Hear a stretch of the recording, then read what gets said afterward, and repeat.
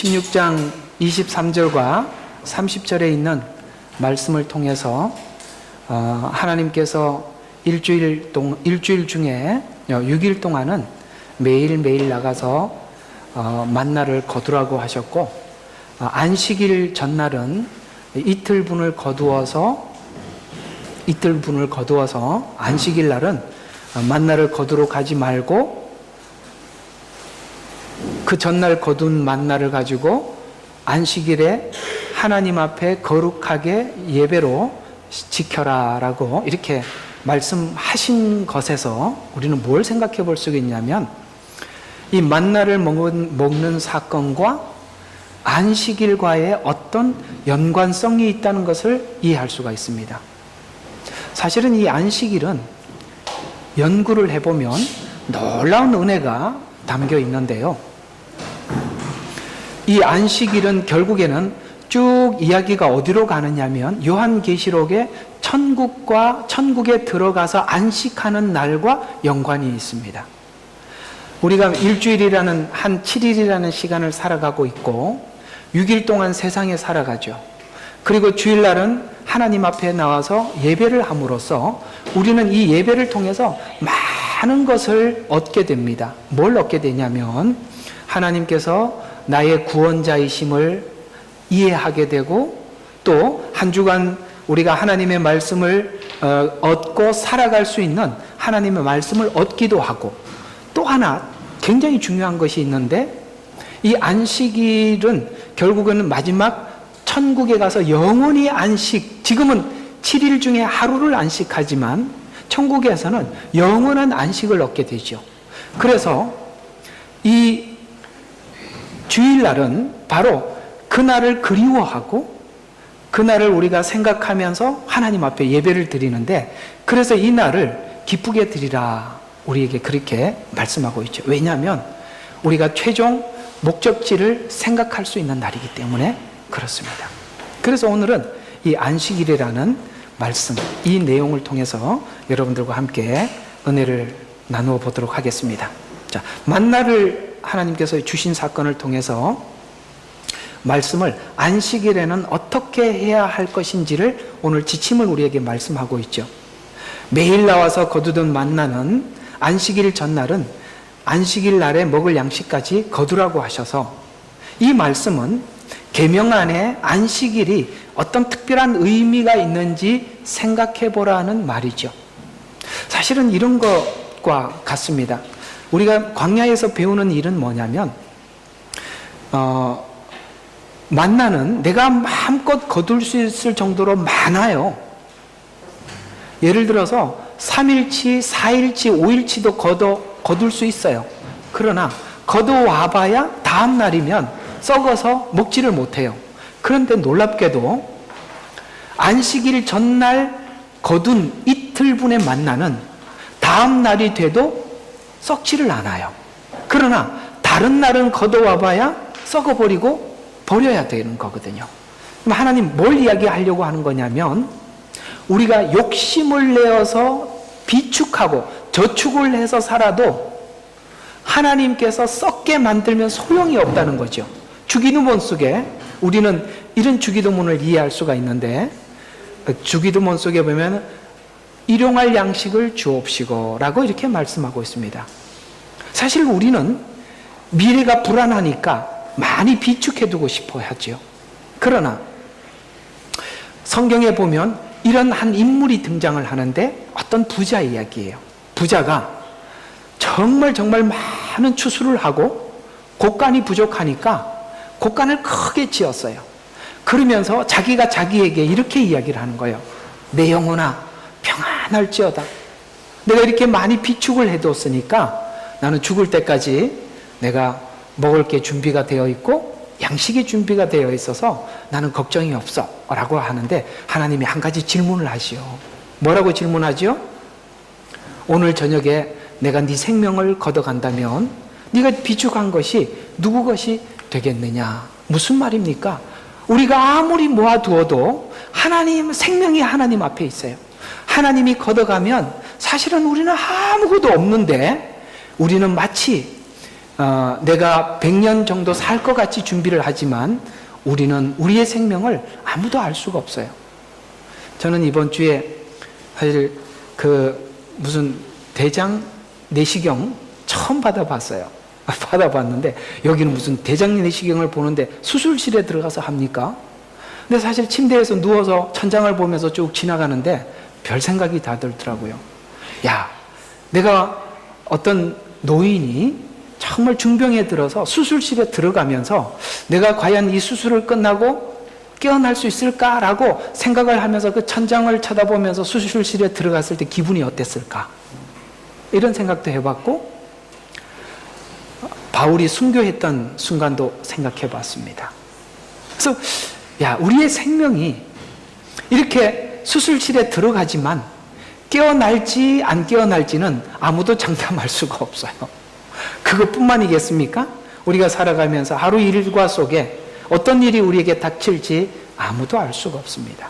하나님은 광야에서 우리의 생활을 통해서 뭘 가르쳐주고 있느냐면, 얘야, 생명이 내게 속해 있는데 생명을 걷어가게 되면 네가 육을 위해서 준비한 것 아무 필요가 없다. 영혼은 영생하는 거지만 육신은 어떤 시간이 주어져 있고 그 시간이 지나면 우리는 죽음이라는 것을 맞이할 수밖에 없지 않느냐. 그렇습니다. 우리가 그리스도인이 되고 난 이후에 분명히 주님 안에서 배운 한 가지 비밀은 생명이 주님 안에 감추어져 있다는 것이고, 뿐만 아니라 예수 그리스도를 믿는 모든 사람들에게는 그 생명이 예수 안에 감추어져 있다는 것입니다. 우리는 우리의 생명을 예수님 안에 감추어 둔 사람들입니다. 그러므로 주님은 십자가에 죽으시고 부활하셨어요. 그 부활이 내 부활이 될 것이고, 마지막 날 하나님께서는 우리를 다시 살리시고 영원한 하나님의 나라로 우리를 초대할 것입니다. 바로 우리는 이 소망 가운데 살아가는 인생을 오늘 우리가 한 걸음 한 걸음 살아가고 있으며, 뿐만 아니라 이 복음을 우리는 우리 혼자 알 수가 없기 때문에 이웃에게 전하고자 하는 것이죠. 때로는 우리가 입술로 전해야 하지만 때로는 우리의 삶으로 전해야 하고, 때로는 우리의 모든 것을 하나님 앞에 드려서라도 이 복음을 전해야 된다는 이 복음의 가치는 우리 생명과 바꿀 수 없을 만큼 귀중한 복음이기도 합니다. 그런데 오늘은 하나님 구원 얻은 우리들에게 계명을 주시고 안식일을 지키라고 하셨는데, 도대체 이 안식일을 준 의미가 무엇이냐 우리가 한번 생각해 보면, 하나님께서는 이 안식일이라는 법을 주시고 우리에게 이런 질문을 하고 있습니다. 지금 여기 출애굽기 16장의 이야기예요. 이전에 그들은 애굽의 바로라는 그 악한 왕 아래에서 살았습니다. 그 바로가 정해놓은 법 아래에서 살았다 이 말입니다. 그런데 오늘 출애굽을 하고 난 이후에 이 안식이라는 법을 주면서 그 한 날을 하나님께 드리라고 하시면서 오늘 하나님은 우리에게 이렇게 질문을 하고 있는 거예요.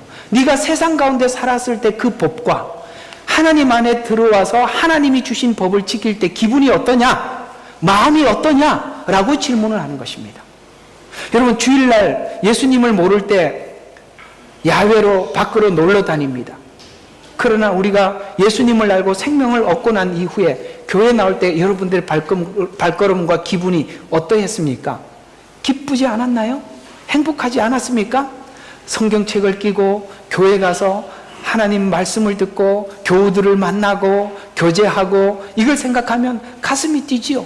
그래서 그리스도인이 되고 난 뒤에 가장 싫은 날이 월요일이에요. 왜냐하면 주일이 너무 길어. 그래서 하나님 감사하게도 우리 한국은 수요일이라는 시간을 중간에다 한 번 더 집어넣어서 한 번 더 하나님 앞에 예배하고, 주일날 또 한 번 만나는 게 부족하니까 저녁에 또 만나서 하나님 말씀을 듣는 거 아니겠습니까? 그것도 부족하니까 새벽에도 같이 기도하자고 하는 것입니다. 여러분 어때요? 세상 가운데 살아갈 때 우리가 매일 주일마다 일요일마다, 그때는 일요일이죠, 놀러 가지만 사실 그 마음속에 허탈함과 허무함을 무엇으로도 채울 수가 없었지만, 여기 와서 하나님의 영의 양식을, 하나님의 말씀을 듣고 우리가 다시 한번 용기를 얻고 기쁨을 가지고 또 한 주간 살아가는 힘을 얻고 우리 영혼의 힘을 얻고 돌아가는 이 한 주간, 이 주일, 하나님은 기쁜 마음으로 살아라. 네가 세상의 법도 아래 있을 때와 하나님의 법도 아래 있을 때 비교를 해봐라 라고 하나님은 이 안식일을 주셨어요. 그래서 세상의 법을 지키며 살아갈 때와 예수님을 믿은 후에 하나님의 율법에 대해서 대하는 마음이 이렇게 다른데, 이사야서 58장 13절에 보면 이렇게 말씀하고 있습니다. 내가 만일 안식일로부터 내 거룩한 날에 너희 즐거움 행하는 데서 내 발을 돌이키고 안식일은 기쁜 날이요 주의 거룩한 날이며 존귀하다고 부르며 그를 존귀하게 하여 내 자신의 방법대로 행하지 아니하며 내 자신의 말로 말하지 아니하면 그때에 내가 주 안에서 즐거워할 것이요 내가 너로 땅의 높은 곳 위에 오르게 하고 내 아비 야곱의 유업으로 너를 먹이리니 이는 주의 입이 그것을 말하였음이라. 여러분, 주일이 어떤 날이에요? 즐거움의 날이요 또 존귀한 날이고 기쁨의 날이라고 말씀하고 있어요.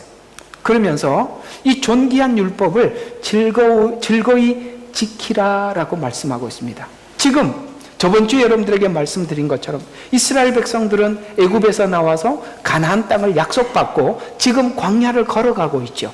사실은 이스라엘 백성들이 입장에서 봤을 때 마치 하나님의 역사가 끊긴 것 같은 느낌을 받을 수밖에 없는 곳이 광야 생활이에요. 이게 바로 이스라엘 백성들이 광야 생활 가운데 하나님의 역사가 끊긴 것 같은 느낌을 받은 것 같이 오늘 성도들은 그렇게 살아가고 있다 이 말입니다.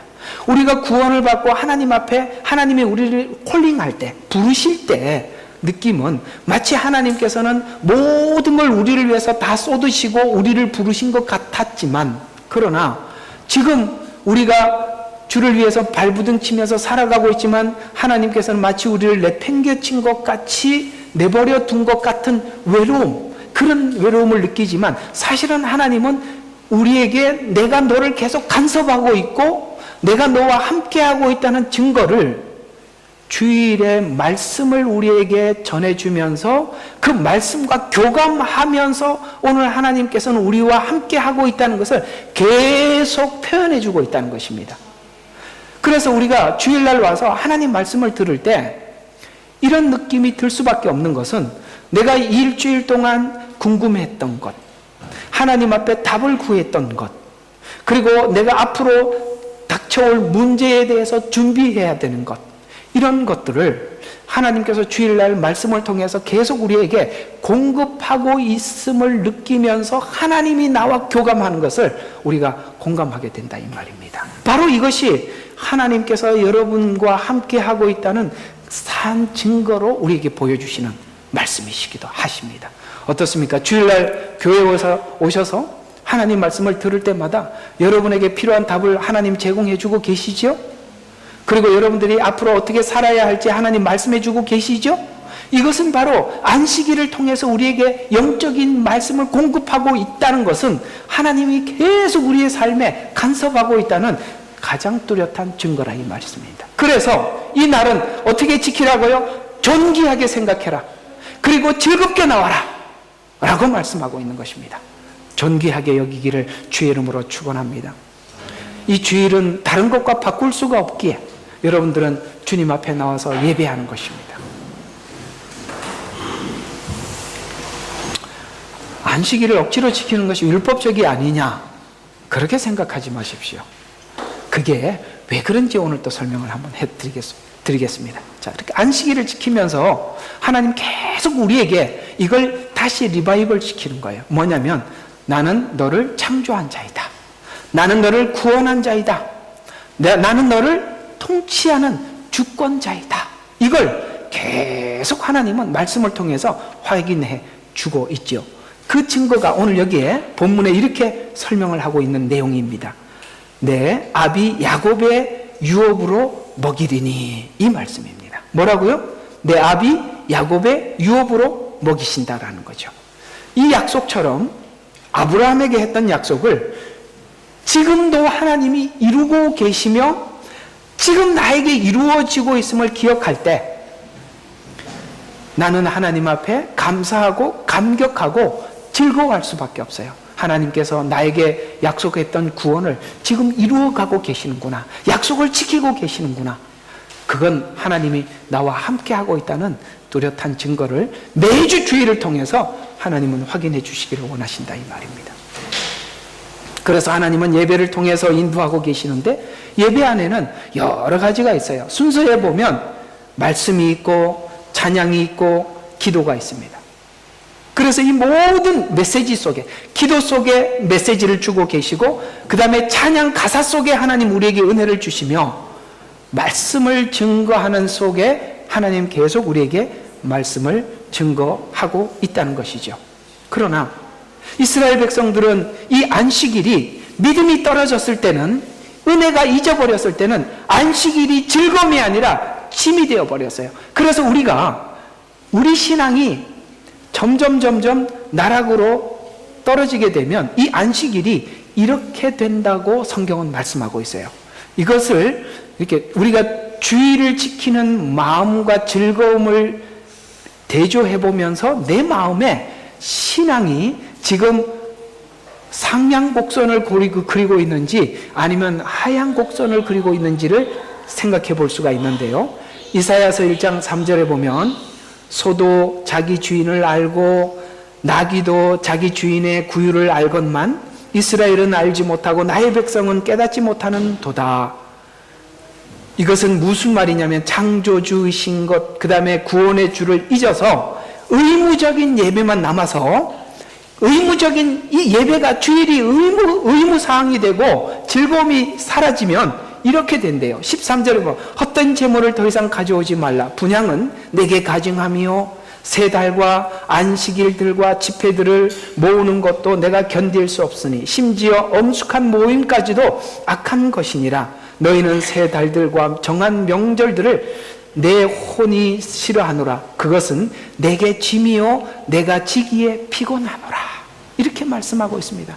신앙이 즐거움이 되지 않고 의무가 되면 나도 짐이지만 하나님도 짐이래요. 여기 뭐라고 말씀하고 있어요? 내가 싫어한다, 짐이다, 피곤하다 이렇게 말씀하고 있는 것입니다. 여러분, 사실 주일은 그렇습니다. 주일은 이 예배 시간을 하나님 앞에 지키는 것이 주일이 아니라 사실은 주일은요, 주일이 되기 전부터 내 몸과 마음가짐을 하나님 앞에 드리는 준비를 서서히 하고 이 시간 하나님 앞에 온전히 올려드리는 시간이지, 지금까지 예배 드리기 전까지는 대충 왔다가 이 시간만 딱 하나님 앞에 그 시간만 딱 드리고 끝나면 다 끝나는 게 아니라 이 말입니다. 그러면 그렇게 신앙생활을 하고 있다면 예배는 우리 모두에게 짐입니다. 하나님이 보실 때 피곤한 것입니다. 은혜를 잊으면 창조의 목적도 잊어버리게 되고 출애굽기 구원의 목적도 잊어버려서 형식적으로 율법을 지키고 예배를 드리면 율법도 안식일도 짐만 되어서 의무감만 남게 된다라는 것입니다. 그러면 의무감만 남았을 때 그러면 나는 즐거움이 생길 때까지 나는 예배를 안 다니겠습니다. 그건 더 바보 같은 짓이다 이 말입니다. 왜 그런지 봅시다.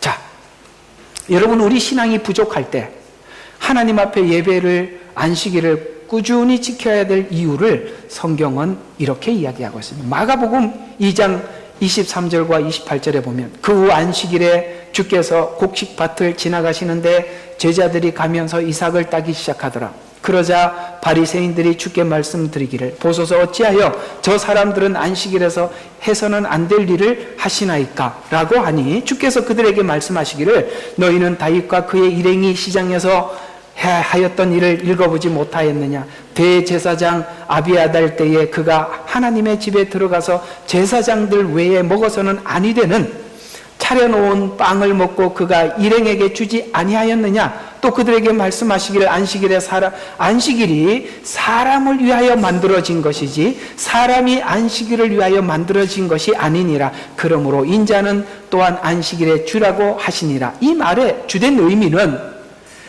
법이 인간을 위해서 만든 것이지 인간이 법을 지키기 위해 있는 것은 아니라는 것인데, 이 말은 율법은 우리를 위해 있는 것이지 우리가 율법을 지키기 위해서 있는 것이 아니라는 이 말을 사람들이 악한 마음으로 잘못 풀고 있는 거예요. 이 말의 원래 뜻은 무엇이냐면 우리 믿음이 내려갔을 때, 부족할 때도 우리가 안식일을 지킴으로 여러분의 신앙을 유지할 수 있다라는 표현이라 이 말입니다. 이해가 가시죠?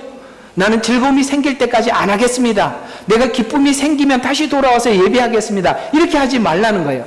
사실 우리는 하나님 앞에 늘 기쁨을 가지고 있을 만한 그런 그릇들이 되질 못합니다. 부족하나, 그러나 우리의 믿음이 연약하나, 우리가 안식일을 하나님 앞에 제정한 안식일을 꾸준히 지킴으로 나도 모르게 내 신앙이 그것 때문에 지켜져 가고 있다는 것을 우리에게 말씀하고 있는 것이죠. 그래서 이 말은 오해가 될 수 있는데 율법은 안 지켜도 된다는 말이 아니라 율법을 지키는 것이 내 자신을 지키는 수단이고, 그래서 즐거움으로 율법을 지켜라 라고 말씀하고 있습니다. 율법이 애굽에서 지켰던 법과 비교가 되죠. 왜 비교가 되느냐면 애굽에서는 그들이 모두 다 종으로서 법을 지켰습니다. 그러나 이제 하나님께서 출애굽시킨 그 모든 자들은 하나님의 자유의 법, 그래서 이방인들이나 종까지도 그 나라는 모두 자유인으로 예배를 드린다. 성경에 보면 로마서, 갈라디아서에서 우리에게 이렇게 말씀하고 있습니다.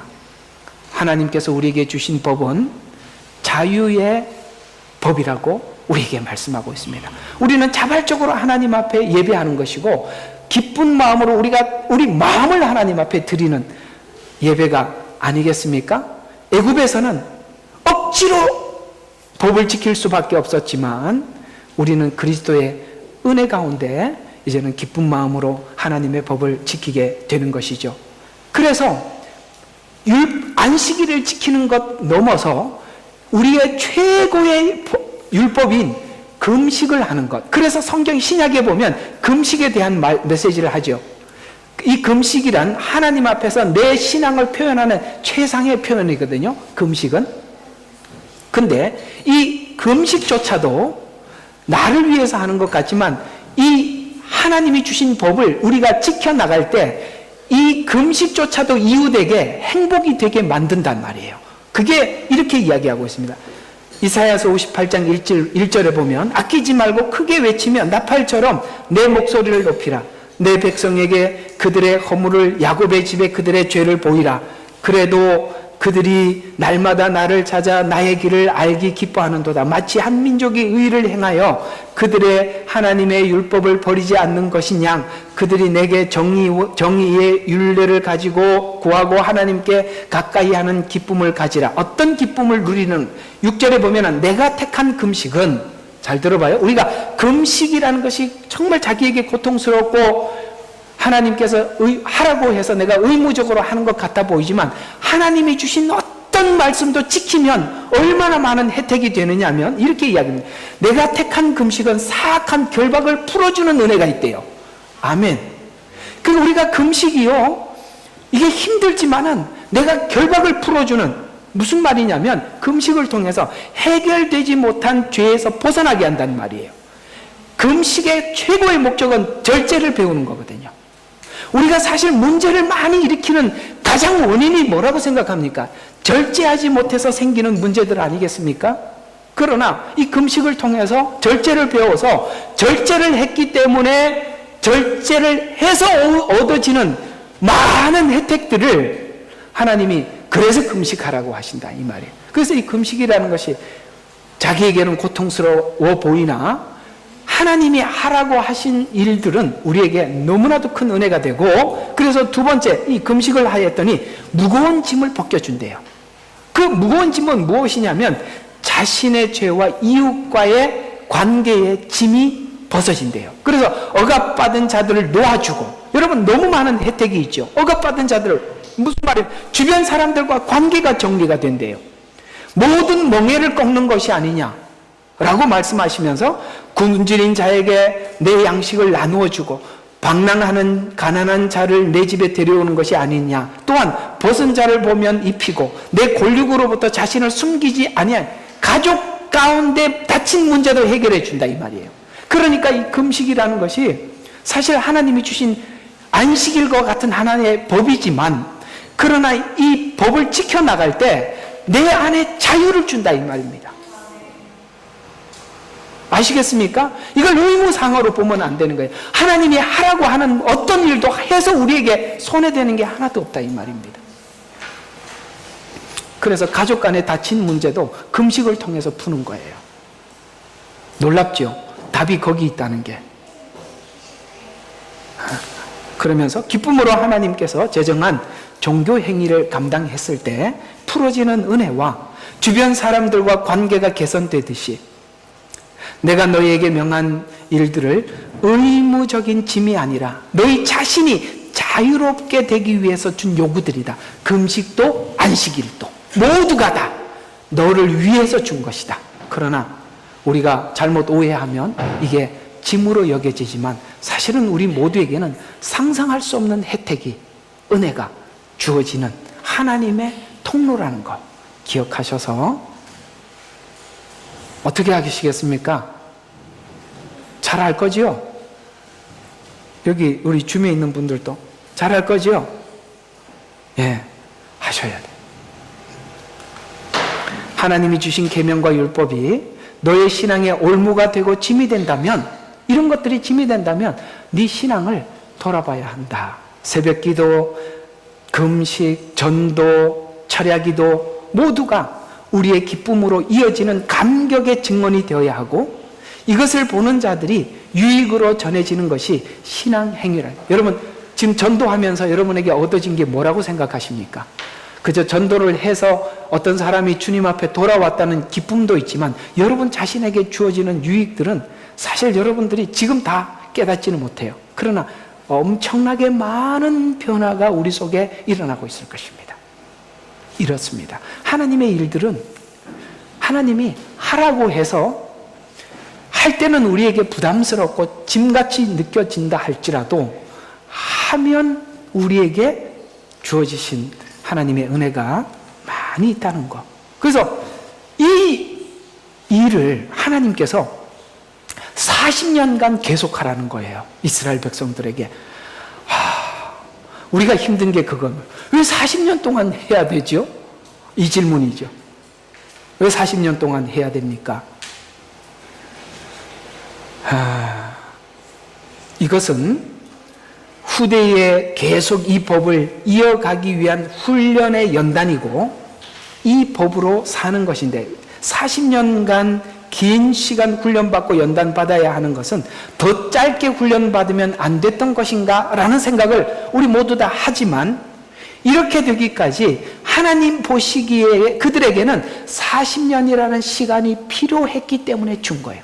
그러므로 우리가 조급해서는 안 되는 거예요. 하나님, 저 됐잖아요. 이 정도면 됐잖아요. 더 안 해도 저는 될 것 같아요. 그거는 당신 생각이고 너는 기본 40년은 해야 된다. 이렇게. 그러면 저 뭐 늙어서 하나님 앞에 갈 텐데요. 나 만날 때까지 넌 해야 돼. 이렇게 할 수도 있는 거예요. 조급한 마음 먹지 말고 그저 저는 신앙이 좋은 게 뭐냐라면 성경에는 신앙을 항상 인내라고 말씀하고 있거든요. 인내가 뭐죠? 끝의 결과를 알고 기다리는 겁니다. 신앙은 기다림이에요. 기다림이에요. 항상 교회에서 사고 치는 사람들이 급한 사람들이 사고를 치는 거예요. 어떻게 급하죠? 자기는 됐다고 생각하기 때문에 급해지죠. 그게 교만입니다. 아닙니다. 아직 멀었습니다. 신앙의 시작과 출발은 잔소리를 듣는 것에서부터 시작하는 거예요. 잔소리를 해보면 알아. 잔소리를 하면 튕겨나오는 사람이 있어. 그거는 초보도 시작을 못한 겁니다. 신앙의 시작은 듣는 것으로부터 시작하는 겁니다.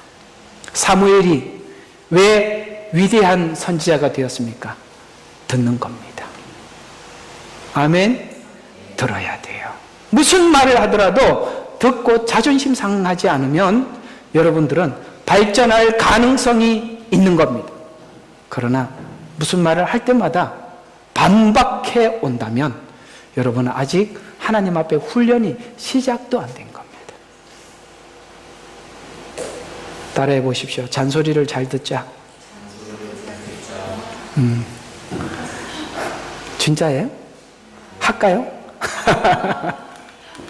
자, 결론을 내려보겠습니다. 자, 이 기간은 연단 받으면서 훈련도 받고 또 보호받는 특별한 시간이에요. 여러분, 이 안식일을 지키고 광야에서 이 시간은 연단도 받아요. 그러면서도 훈련도 받아요. 또 하나는 그렇게 해서 보호를 받는 거예요. 놀랍죠? 여러분, 주일날 매번 나와서 하나님 앞에 보호받고 있다는 걸 아셔야 돼요. 하나님께서 하라는 걸 시키는 대로 해서 여러분이 보호를 받는 거예요. 주일날 예배 한 번이면 되지 저녁에 꼭 또 드려야 되나, 신앙이 내려갈 때는 그런 생각이 든다니까. 그래서 한 5번쯤 나오다 한 번쯤 빠져도 우리 목사님은 잔소리 잘 안 하니까 이해하시겠지. 그래서 틀린 거야. 그래도 해야지요. 아셨습니까? 여러분을 지키는 방법이 그런 방법이에요. 신명기서 8장 1절과 4절에 보면 오늘 내가 명하는 모든 계명들을 너희는 지켜 행하라. 그러면 계명을 다 지켜 행하래요. 그러면 너희가 산대요. 그리고 번성한대요. 주께서 너희 조상에게 약속하신 그 땅에 들어가서 그것을 차지한대요. 그걸 다스리는 능력이 생긴대요. 여기서 훈련이 잘 되면 주 너희 하나님께서 이 40년 동안 광야에서 너를 인도하셨던 모든 일을 너는 기억해라. 이는 너를 겸손하게 하시고. 누가 마지막까지 살아요? 겸손한 사람. 겸손한 사람만 삽니다. 천국에서도 저 말석에 있는 사람들을 주님이 직접 상석에 올리시는 거예요. 자기 스스로 올라간 사람은 저 말석으로 내려가는 겁니다. 천국에 누가 큰 자라고요? 섬기는 자, 낮은 자, 겸손한 자가 큰 자입니다. 이는 너희를 겸손하게 하시고 시험하사 내가 주의 계명을 지키는지 그렇지 않는지 내 마음속에 있는 것이 무엇인지 알려 하려면 광야에서 그걸 하시게. 네 마음속에 뭐 있는지도 알게 하고 너를 겸손하게 하고 낮추게 해서, 그래서 계속 시험하고 흔드는 그 작업이 바로 구원받은 이후에 하나님께서 성화의 시간. 저번 주 설교 제목 기도하세요? 기도를 한다. 기억하세요? 구원은 기적으로, 성화는 일상으로. 일상이 어디서 하는 일이죠? 광야에서 하는 작업이지 않습니까? 내 마음속에 무엇이 있는지 알려 하랍니다. 주께서는 너를 겸손하게 하시고 너를 배고프게 하셨으며 너희 조상도 모르고 내 조상도 모르는 만나로 너를 먹이셨으니 이는 사람이 빵으로 사는 것이 아니요 주의 입에서 나오는 말씀으로 사는 것을 너희로 뭐를 하려고요? 알게 하려 하심이라. 요걸 알려주는 곳, 그게 광야에서 하는 일이죠. 야, 사람이 떡으로 사는 게 아니구나. 많이 모아도 다음날 하나님이 썩게 하니까 소용이 없더라. 이걸 배우는 것. 아, 우리 하나님 말씀으로 인생을 사는 거구나. 그래서 말씀이 중요하구나. 이걸 배우는 것이죠. 그래서 보게 하고 알게 해서 가르치고 자라나게 하기 위한 시간이라고 말씀하고 있어요. 이걸 히브리서에서는 사랑하는 자녀마다 책찍질하시고 징계하신다라고, 징계라는 표현이 바로 임연어입니다. 가르치기 위해서는 이스라엘 백성들이 기대했던 가나안 땅에 바로 들어가지 않고 하루하루 먹고 목숨을 연명하는 인생을 살게 하십니다. 성도는 미래의 약속을 가지고 광야 생활을 하고 있는데 현실은 광야 생활과 같아서 이 생활을 통해서 줄이게 하시고 낮추고 사람이 떡으로 사는 것이 아니라 하나님 입에서 나오는 말씀으로 사는 것을 알게 하려 하시는 것이 목적이라는 거예요. 그래서 여러분, 우리 살다 보면 이런 걸 많이 느끼게 돼요. 뭔가 잘 돼서 내가 사람들한테 막 떵떵거리고 큰 소리 칠 것 같은데, 하나님 줄 것 같은데 딱 결정적인 순간에 안 주셔서 사람들 옆에 자랑하지 못하게 만들고, 사람 코 납작하게 만들고, 얼굴 못 들게 만들고, 그렇게 하시는 거 느끼셨죠? 왜요? 그렇게 하면 우리가 버려지기 때문에 그렇습니다. 하나님이 우리를 지키는 방법을 하나님이 너무 잘 알고 계시는 거죠. 결국 이렇게 계속 반복하는 이유가 뭐라고요? 마침내 복을 주려 하심이라. 어떤 복? 가나안 땅에 들어가서도 그 땅을 다스리는 복 말이죠. 하나님 나라에 들어가서도 하나님의 말씀에 자발적으로 순종하는 복. 이걸 이 세상 가운데 살아가는 동안 하나님이 배우게 하셔서 마침내 복을 주려 하심이라고 하신 말씀은 이렇게 해야만 목적한 자리에 가기 때문이라고 선포하고 있어요. 하나님이 주신 것, 그것으로만 이게 참 중요해요. 채워지게 하려 하기 위해 우리 모두는 이 시간을 보내야 하고, 그 시간에 내가 원치 않더라도 하나님 주신 계명과 율법을 지켜 여러분 자신을 다스리는 법을 배우는 것, 지금 저와 여러분이 하고 있는 이 일들입니다. 어때요? 성실하게 하시겠습니까? 예, 억지로라도 안 되면 여러분 자신을, 바울이 그러잖아요. 나를 쳐서 복종하면, 아멘, 나를 쳐서라도 복종해서 주님이 원하는 길을 함께 따라가는 은혜를 누리기를 주의 이름으로 축원합니다. 기도하겠습니다. 아버지 하나님 감사합니다.